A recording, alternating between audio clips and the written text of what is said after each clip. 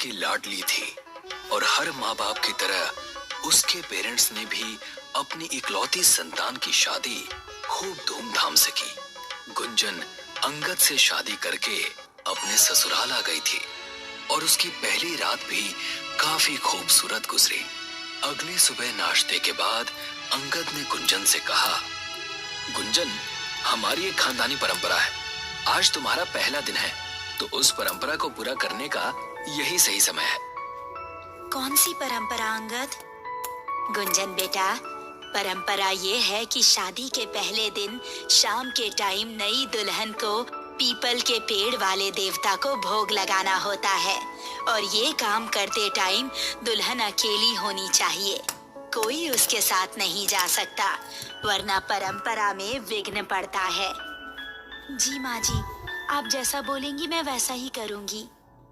ये सुनकर अंगद और पल्लवी दोनों के चेहरों पर मुस्कुराहट झलक आई। शाम ठीक 7 बजे गुंजन घर से निकली। उसकी आंखों से ओझल होने के ठीक बाद ही अंगद ने किसी मोहित नाम के लड़के को कॉल लगाया। वो यहाँ से निकल चुकी है, तू तैयार है ना? यार अंगद, थोड़ी देर हो जाएगी यार, मैं बस पहुंचने ही वाला हूँ। उसे यहाँ से जाते हुए सभी लोगों ने देखा है, यही ठीक मौका है, जल्दी से वहां पर पहुंच, समझा? इस तरफ गुंजन जंगल की तरफ तेज तेज कदम बढ़ा रही थी। जंगल से आती जानवरों की आवाजें उसे काफी हद तक डराने में कामयाब हो रही थी। बड़ी अजीब रस्म है, बस इसको पूरा कर दूं और भगवान मुझे सही सलामत घर वापस पहुंचा दे। अब कुछ ही दूरी पर गुंजन को एक बड़ा सा पीपल का पेड़ नजर आया। शुक्र है मिल गया। उसे इस बात की खबर तक नहीं थी कि कोई और भी इसी समय पर उसे घूर रहा है। पेड़ की डाली पर एक सुहागन बनी औरत बैठी अपने पैरों को हिला रही थी। गुंजन को जैसे ही उसकी पाजेब की छन छन सुनाई दी, उसने नजरें उठाकर देखा। उसका भयंकर रूप देखकर उसकी चीख निकल पड़ी। इस तरह ये आवाज दूर से आ रहे मोहित के कानों में गूंजी। अबे, अभी तो मैं उसके पास पहुंचा भी नहीं, फिर ये ऐसे कैसे चिल्ला रही है? मोहित अब तेज कदमों से उस तरफ भागा। उसने देखा कि पेड़ के पास गुंजन एकदम ठीक ठाक खड़ी है। आप ठीक तो हैं? जी हाँ, मैं एकदम ठीक हूँ, घबराने की जरूरत नहीं है। ऐसा कहकर गुंजन मुस्कुराती हुई वहां से चल दी। मोहित अपने मुंह ही मुंह में बुदबुदाया, अब तक तो ठीक ठाक थी, लेकिन अब नहीं रहने वाली। ऐसा कहकर मोहित ने अपनी पॉकेट से चाकू निकाला और उसे लेकर गुंजन की तरफ भागा। जैसे ही गुंजन ने उसकी आंखों में देखा, मोहित खौफजदा हो गया और उल्टे कदम बढ़ाते हुए वो जमीन पर गिर गया। तभी एक जोरों की चीख फिजा में गूंजी और फिर गुंजन छम छम करती हुई वहां से चली गई। अब उसी पेड़ की एक डाली पर मोहित की लाश लटकी थी, जिससे लाल लाल खून नीचे टपक रहा था। पता नहीं इस मोहित ने अपना काम किया कि नहीं, वो तो फोन भी नहीं उठा रहा। तभी उसे पाजेब की छन छन सुनाई दी। उसने देखा कि गुंजन वापस घर की तरफ आ रही है। मैंने पीपल देवता को भोग लगा दिया है। ऐसा कहकर अपने कमरे में चली गई। ये मैंने किस आदमी को काम दे दिया? उससे एक औरत नहीं मारी गई। शिट! गुंजन अपने कमरे की हर एक चीज, हर एक दीवार को गौर से देख रही थी और उसके चेहरे पर खुशी नजर आ रही थी। यही तो मेरा आखिरी सपना था, अपने ससुराल में रहूं और वो सभी सुख उठा सकूं जो एक सुहागन को नसीब होते हैं। रात को जब अंगद अपने कमरे में पहुंचा तो गुंजन दुल्हन बनी हुई बेड पर बैठी थी। क्या बात है, हमारी सुहागरात तो कल हो चुकी है ना, फिर आज दोबारा तुम दुल्हन कैसे बनी बैठी हो? मेरे लिए तो हमारी सुहागरात आज ही है। सुबह के टाइम गुंजन और अंगद अभी सो ही रहे थे कि जोर जोर से अंगद की बहन सृष्टि दरवाजा पीटने लगी। ये सुनकर वो दोनों ही उठ गए और गुंजन ने दरवाजा खोला। भाभी, आपको जरा भी तमीज नहीं है? कि जॉइंट फैमिली में कैसे रहा जाता है। क्या हुआ सृष्टि?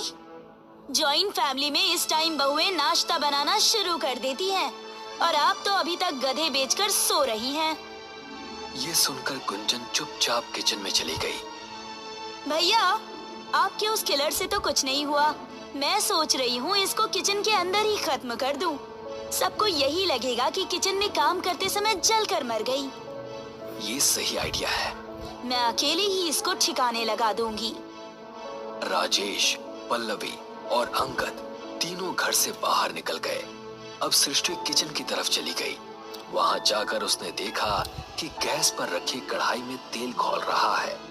वो दबे पांव गुंजन के पीछे गई और एक ही झटके में उसने गुंजन की चुटियां पकड़कर उसका मुंह खौलते हुए तेल में दे दिया। गुंजन कढ़ाई से अपना मुंह निकालने की कोशिश कर रही थी, लेकिन सृष्टि ने पूरी ताकत से उसकी चोटी पकड़ी हुई थी। अब आएगा तुझे मजा। अब तू खत्म हो जाएगी और तेरे सारे दहेज और जेवरों पर हमारा हक हो जाएगा। कुछ ही देर में गुंजन ने छटपटाना बंद कर दिया। अब सृष्टि ने उसे छोड़ दिया और गुंजन ने अपना मुंह कढ़ाई से निकाला।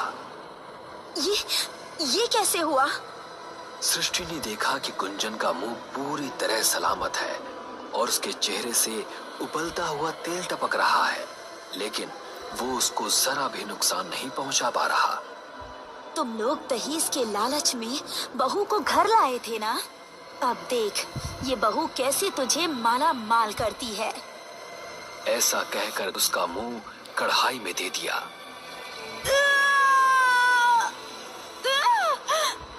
सृष्टि का मुंह कढ़ाई के तेल में तल रहा था और गुंजन खड़ी हंस रही थी।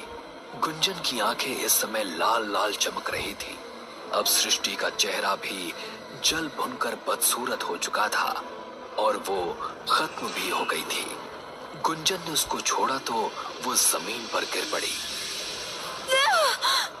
मेरी ननद जी, ये क्या हो गया है आपको? गुंजन की चीख सुनकर सभी पड़ोसी और बाकी परिवार वाले घर के अंदर पहुंचे। सृष्टि की मौत का खौफनाक मंजर देखकर सभी की रूह कांप उठी। सृष्टि, ये कैसे हुआ? ननद जी से मैं कह रही थी कि ये काम मैं कर लूंगी। इन्होंने मुझे घी का डब्बा लेने स्टोर रूम में भेजा था और जब मैं वापस आई तो। ये कहकर गुंजन फूट फूट कर रोने लगी, लेकिन अंगद और उसके माँ बाप को गुंजन पर भरोसा नहीं हो रहा था। अब इसी तरह दिन गुजरे, हफ्ते बीते और अब पूर्णमासी की रात आ गई। आज गुंजन ने अंगद को जल्द ही कमरे में बुला लिया और फिर उसे सुलाकर कमरे से बाहर निकली। अपने कमरे में पल्लवी अभी भी गुंजन को मारने के बारे में ही सोच रही थी। पता नहीं क्या खाकर आई है ये, कमबख्त मरती ही नहीं। तभी उसे बाहर का मेन डोर खुलने की आवाज आई। इस समय मेन डोर पर कौन हो सकता है? पल्लवी ने हल्का सा दरवाजा खोलकर देखा तो वो गुंजन ही थी, जो कि घर से बाहर निकली थी। ये गुंजन इतनी रात में जंगल क्यों जा रही है? अब पल्लवी भी दबे पांव उसका पीछा करने लगी। वो चुपचाप गुंजन का पीछा करती रही। गुंजन जाकर उसी पीपल के पेड़ के पास रुकी जहां उसने भोग लगाया था। उस पेड़ के ऊपर कई सारे कौवे उड़ रहे थे। ये भयानक मंजर देखकर पल्लवी के डर का ठिकाना नहीं रहा और वो तेजी से घर की तरफ भागी।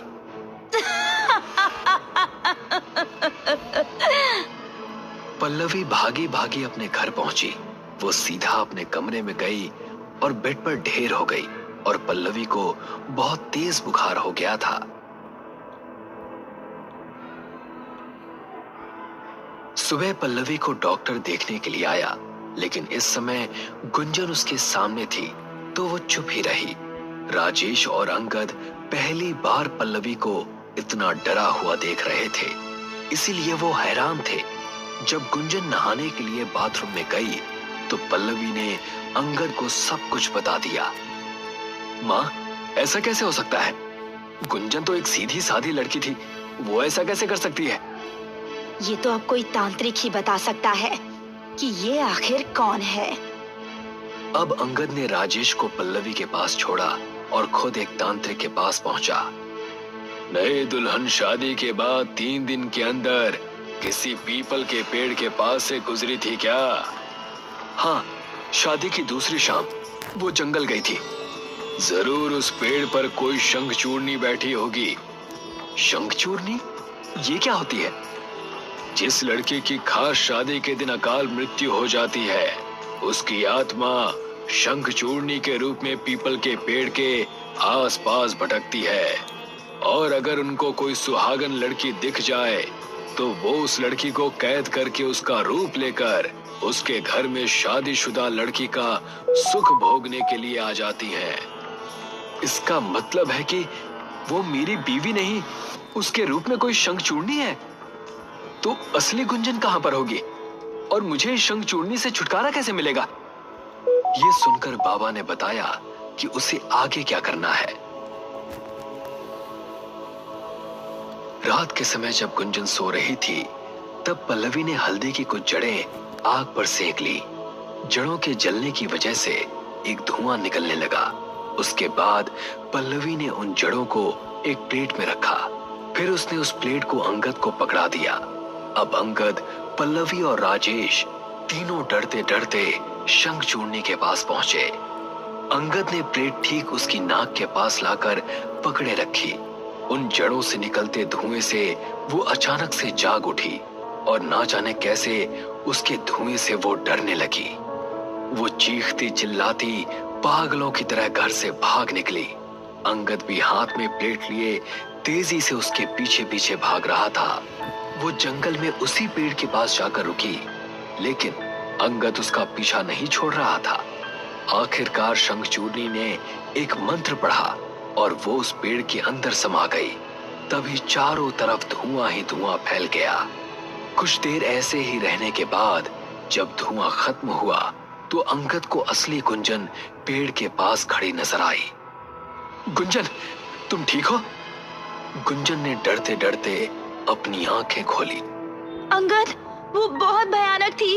उसने मुझे इस पेड़ के अंदर कैद करके रखा था। मुझे डर था कि कहीं वो आपको और माँ को कोई नुकसान न पहुंचा दे। भगवान का शुक्र है कि आप ठीक हो।